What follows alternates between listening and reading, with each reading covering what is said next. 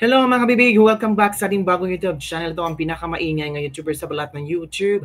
Ako si Kabibig, maglabak-labak na ta with evidence. Good news ba ito or bad news? Kasi ang 20 pesos per kilo na bigas ay mabibili na sa Cebu, sa Visayas mga kabibig. Hala ka! Bakit inuna ang Visayas? Bakit hindi unahin ang Luzon? O bakit hindi isali ang Mindanao? Ang mga taga Visayas lang ba ang gutom na gutom? Hindi ba gutom ang taga Luzon at taga Mindanao? Anong klaseng strategy ito, Bongbong Marcos? Another bubudulin na naman ng mga Cebuanos? Yan ang mga komento ng maraming netizen. Kasi medyo halata ang pattern. Anak ko, ano ba naman yan? So, yan po ang pinaka-trending news na pinag-uusapan ngayon na nagkaroon daw ng sikretong pagpupulong. President Ferdinand Marcos Jr. waves to the press after his meeting with Cebu Governor Gwendolyn Garcia and other governors of Western, Central, and Eastern Visayas on the 20 pesos rice program. Uy, ito kabibig ha. So nagkaroon pala ng pagmi-meeting o nagkaroon pala ng closed door meeting ang mga governors sa Cebu mga kabibig. Yes, in fairness naman ha, para yatang gustong ipatunayan ni Bongbong Marcos na kaya niyang ibigay ang 20 pesos na bigas para sa mga taga-Visayas. Bakit ganun? Bakit Visayas lang? May mga taga Mindanao na gutom na. Ang Visayas, maliit naman na island yan eh. Pero mas malaki yung Mindanao, mas malaki din yung Luzon. Bakit inuna ang Visayas, Bongbong Marcos? Ano ba naman to? Napaka-unfair naman.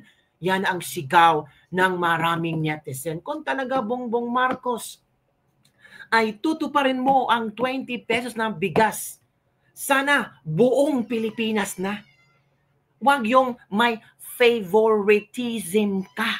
Nako po, napaghalataan tuloy na para ito sa eleksyon. Oo nga no, bakit pinulong ni Bongbong Marcos ang mga governors at vice governors? Hindi pa pwedeng agad-agad ipamalitan niya or agad-agad ipamalitan niya sa or magpasa siya ng kung ano-ano dyan na mga proclamation na 20 pesos na ang bigas. Bakit kailangan mayroong meeting? Mga kabibig, kailangan ba talagang mag-meeting silang lahat ng mga governors? Ito kabibig, yan. Nangyari ang meeting sa Cebu Provincial Capitol. Ngayong araw na to pala. So, surprise pala itong meeting na ito. Kasama ang mga, sino-sino dito? Governors pala ng Western, Central at Eastern Visayas para sa 20 pesos na rice program. Ang tanong, kasali ba ang commercial rice? Baka NFA lang to. Diba? Baka NFA ang 20 pesos na bigas. Knowing mga people, maaarte din tayo, hindi tayo masyadong kumakain ng NFA. Mga commercial rice lang ang kinakain natin. Hindi naman ganun kabibig. Affordable naman yung 20 pesos na bigas. Maganda yan kabibig. That's good news para sa mga Cebuano, para sa mga Bisaya, para sa mga Western, Central, and Eastern Visayas. Pero mostly, ang mga Cebuano hindi kumakain ng NFA. I don't know with other Cebuanos, pero kami sa Visayas, more on commercial rice ang binibili namin. Mga sinandoming, mga Lion Ivory, mga Jaguar, yung mga ano ba, yung ang presyo mga 50. Kaya bang pababain niya ni Bongbong Marcos? Ito ba ang sinasabi, itong mga commercial rice na ito ang pababain ba ni Bongbong Marcos? Yan ang tanong ng maraming netizen.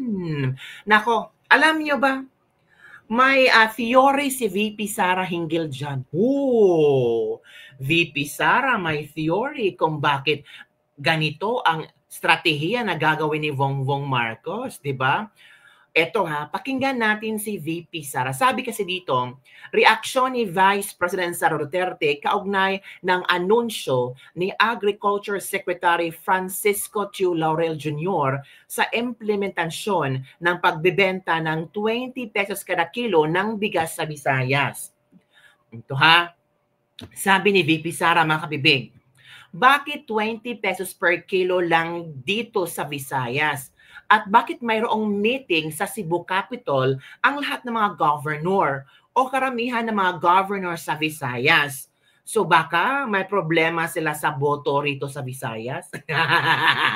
Tama. Parang medyo tama ang mga spekulasyon ni VP Sara na baka may problema sila sa boto.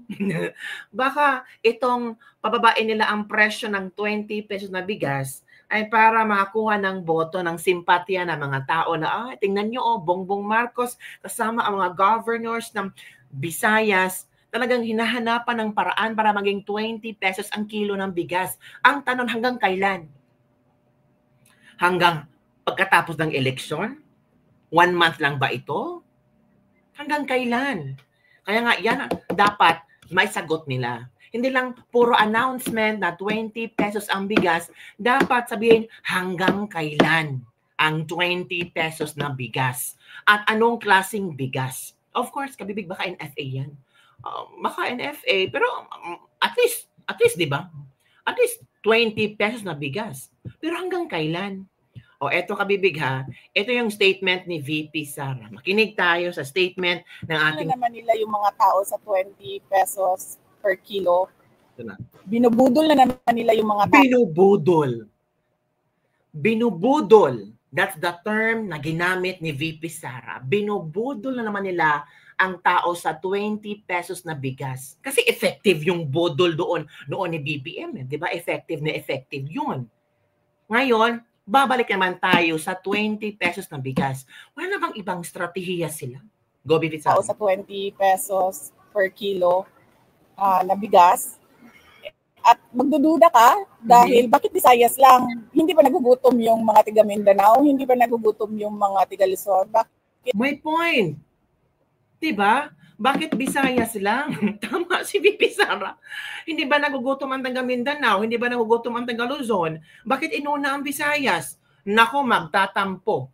Magtatampo ang taga Mindanao. Nako, hindi kayo boboto ng mga taga Mindanao. Nako, hindi kayo boboto ng mga taga Luzon. Kasi feeling nila, ang paborito ni Bongbong Marcos ang Visayas. Ang tanong, sa 20 pesos sa kilo na bigas, maari ba itong rason na manalo ang alyansa ni BBM? O yung mga politiko ni BBM? Nako, sabi ni VP Sara, bubudolin na naman kayo sa 20 pesos na bigas. Ano ba naman yan? 20 pesos per kilo lang dito sa Visayas. At bakit merong meeting sa Cebu Capitol ang lahat ng mga governors o karamihan ng mga governors sa Visayas. So baka may problema sila sa boto dito sa Visayas. Baka, VP Sara, may problema talaga sila sa boto. Itong action nila, no, ramdam ko lang ha, kung yung pagkaintindi ko, no, itong action nila na they inform the people, the whole Philippines, na magsa-start sa Visayas, unang magpapa 20 pesos ang kilo ng bigas, magre-react ang taga Mindanao. Yung iba magagalit. Yung iba sasabihin, unfair. Yung iba sasabihin, ay hindi ko boboto yan.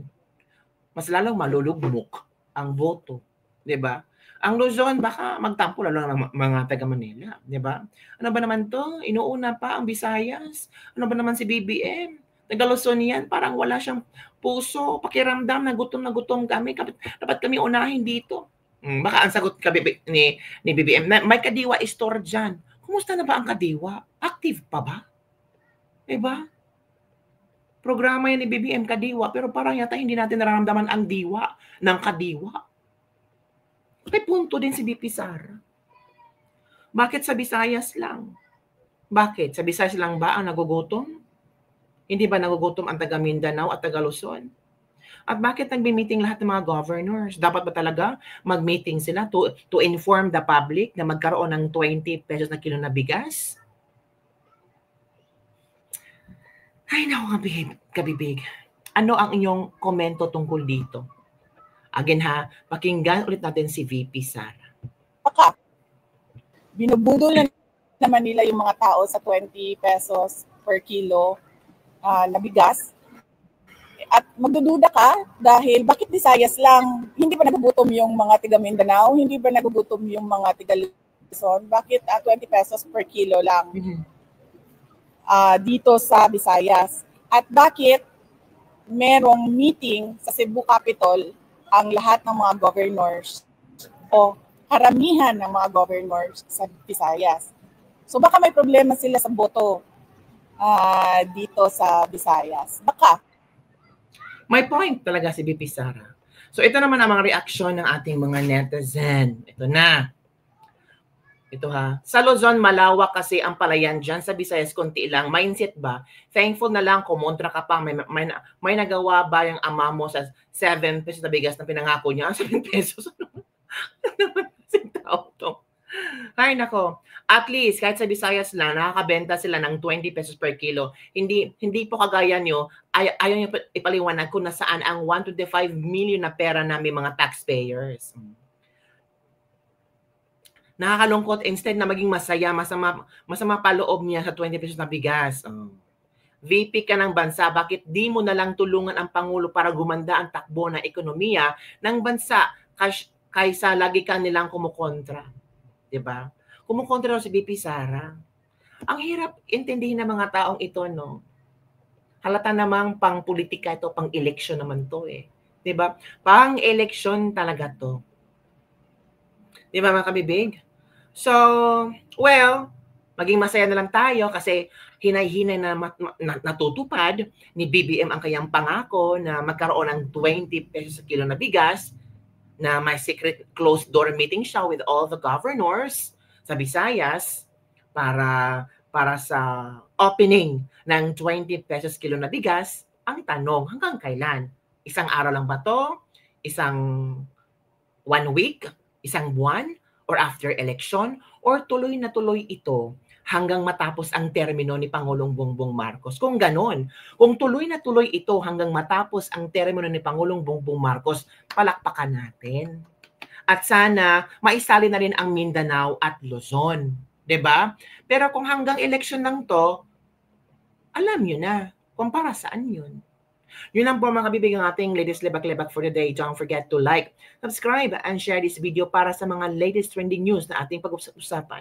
Bye everyone! See you next time. Sabi na ng iba, ano ba naman ito? Bubudulin naman tayo sa 20 pesos na kilo na bigas. Nabudo na tayo noon. Bubudulin naman tayo ngayon. Diba? Yung, sabi naman ng iba, let's give a try. Baka ito na ang simula ng 20 pesos na bigas. This is another achievement of Pangulong Bongbong Marcos. Sabi ng iba, kasi election. Pagkatapos ng election, pagkatapos makuha nila ang gusto nila, wala na naman yan. Nganga na naman tao. Gutom na naman ang mga tao. Different opinions, different views ng ating mga netizen. So, kailangan talaga konkretong information ang ibibigay sa mga tao para naman hindi lang tayo umasa, masaya na tayo, sobrang saya na natin kasi 20 pesos na kilong bigas. Pero after ng happiness, peak ng ating happiness, bigla lang ibagsak kasi wala nang pondo, ubos na ang bigas ng 20 pesos per kilo. Or baka sa susunod pang taon magbabalik, or baka after na ng termino. Yun naman kabibig. Yun na nga. So, tama ba itong mga sentimiento ni VP Sara? Si VP Sara nabash. Bakit daw hindi niya suportahan lang si Pangulong Bongbong Marcos, na unahin ang Visayas, na magkaroon ng 20 pesos na kilo na bigas? VP Sara is just logical. Nakita lang niya kasi nabiktima na kasi siya sa mga budol-budol. Nabiktima na kasi siya. Okay lang sana kung hindi panahon ng eleksyon. Okay lang sana kung hindi mangyayari itong 20 pesos na kilo na bigas, kung hindi panahon ng eleksyon at walang meeting ang lahat ng governors. Okay lang yun. I think VP Sara will be happy for that. Baka sabihin pa ni VP Sara, nagsimula na sa Visayas ha. Baka susunod sa Mindanao na or sa Luzon. Pero sa panahon ng election, sa panahon ng campaigning, yan ang mangyayari. Natural ang taong magdududa. Hindi naman bobo, tanga ang tao na hindi magdududa. Pero alam niyo naman ang taong sasakyan lahat. Sabi nga nila, tanggapin mo lahat ng mga ayuda. Pero tingnan mo sa puso mo kung sino yung totoong politiko na may malasakit para sa bayan, na may malasakit para sa taong bayan. Yan lang po kabibig. Don't forget to like, subscribe, and share this video. PDB Laban, Duterte. Bye everyone. See you next time.